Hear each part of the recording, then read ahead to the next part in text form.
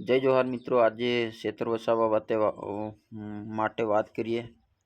શેતર વસાવા એક ગુંડો છે. શેતર વસાવા એક માથાભારે માણસ છે. શેતર વસાવા એ ફરી એક સરસામાં આવ્યા છે. પોલીસ સામે એમને એક નવા મુદ્દા ઉપર વાત કરી છે અને ફરિયાદો વિશે વાત કરી છે. શેતર વસાવા એક માથાભારે માણસ છે. ચાલો તો એના વિશે આગળ વાત કરીએ. મારું નામ છે પ્રવીણ. જોહાર મિત્રો, આજે શેતર વસાવા વિશે વાત કરીએ તો આ હું નથી કહેતો કે શેતર વસાવા ગુંડો છે. શેતર વસાવા ભાજપના જે લોકો કહે છે કે શેતર વસાવા એક માથાભારે વ્યક્તિ છે અને એમને ખરેખર તડીપાર કરવો જોઈએ, એમને જેલમાં પૂરી નાખવો જોઈએ, એમનો અવાજ દબાવવો જોઈએ. આવી ઘટના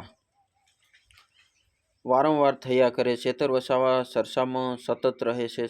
શેતર વસાવા જેટલા પણ સરસામાં રહે છે એમનું મૂળભૂત કારણ કહેવામાં આવે તો શેતર વસાવા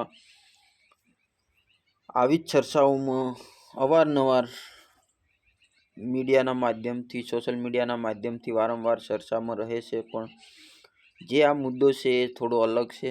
તો સાંભળીએ એમને અને જોતા રહીએ કે આપણે ખરેખર શેતર વસાવા વિશે શું કહેવા માંગે છે અને શેતર વસાવાને ખરેખર તડીપાર કરવા માંગે છે કે શેતર વસાવાને માથાભારે માણસ સાબિત કરવા માંગે છે. તો જોઈએ, આગળ વાત કરીએ તો શેતર વસાવા ખૂબ લાંબા સમયથી સરસામાં જ રહે છે. એમને એક વનકર્મી સાથે હવામાં ફાયરિંગ કરી હતી. એના ગુનામાં એમને 6-7 મહિના કેદ રાખ્યો હતો અને સતત આવા વિષય ઉપર વાત કરતા. જ્યારે શેતર વસાવા વારંવાર આવી રીતે જો ઘટનાઓ બને છે તો એમને કઈ રીતે આપણે વાત કરવાની અને કઈ સમાચાર એમના થકી આપવાના. શેતર વસાવા ખૂબ મહત્વપૂર્ણ એમનું કામ નિભાવી રહ્યા છે અને શેતર વસાવા જોવા જઈએ તો કોઈના બાપથી ડરતા નથી એવું પણ કહે છે. પણ શેતર વસાવા એમ પણ કહી રહ્યા છે કે મને વારંવાર દબાવવાની કોશિશ કરે છે અને અમારા વિસ્તારમાં કેટલા અમે સામે ચાલીને જો એમને કેસ સોંપતા હોય, કેસ મતલબમાં જે પણ ગુંડાગીરી થતી હોય, પછી જે પણ સમસ્યા થતી હોય, એમના દારૂના અડ્ડાઓ, દારૂ વેચાણના ફૂટેજ, સીસીટીવી ફૂટેજ, આવું એકદમ ચોખ્ખા શબ્દથી ક્લિયર વાત કરતા હોય અને પોલીસ સમક્ષ રજૂ કરતા હોય કે હું તમને પુરાવા આપું. પણ પોલીસ કશું કરતી નથી અને સામે શેતર વસાવાને જેલમાં પૂરવાની વાત તો કરે છે અને એમના સામે FIR કરે છે.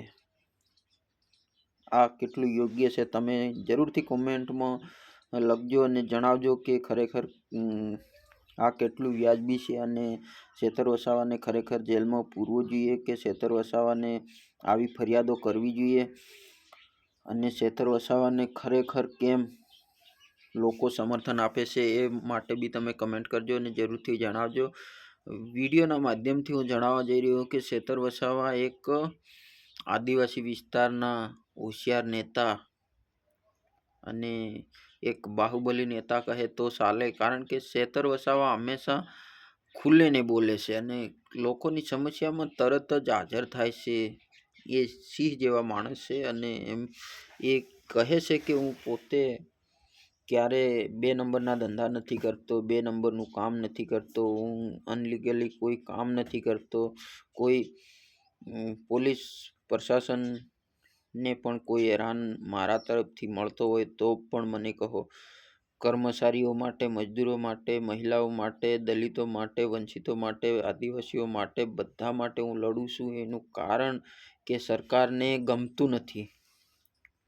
સરકારને ગમતું નથી, ભાજપના લોકોને ગમતું નથી. શેતર વસાવાનું આવું કહેવું છે.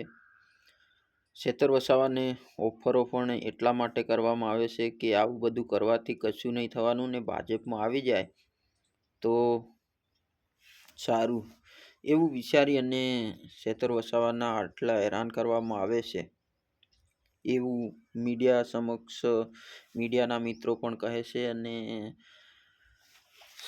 બધા ન્યૂઝ ચેનલોવાળા આ રીતના ચલાવી રહ્યા છે. તો ખેતર વસાવા વિશે જરૂરથી તમે કમેન્ટ કરજો અને ચેનલને તમે છેલ્લે સુધી જોયું હશે તો છેલ્લે સબસ્ક્રાઈબ કરજો, લાઈક કરજો, કમેન્ટ કરજો. જરૂરથી આગળ વધારે લોકો સાથે શેર કરજો જેથી કરીને આપણે આવા અવારનવાર વિડીયો લઈને આવીશું. ને આજના વિડીયોમાં આટલું જ. આગળ એક નવા વિડીયો સાથે ફરી મળીશું. જોહાર, જય આદિવાસી.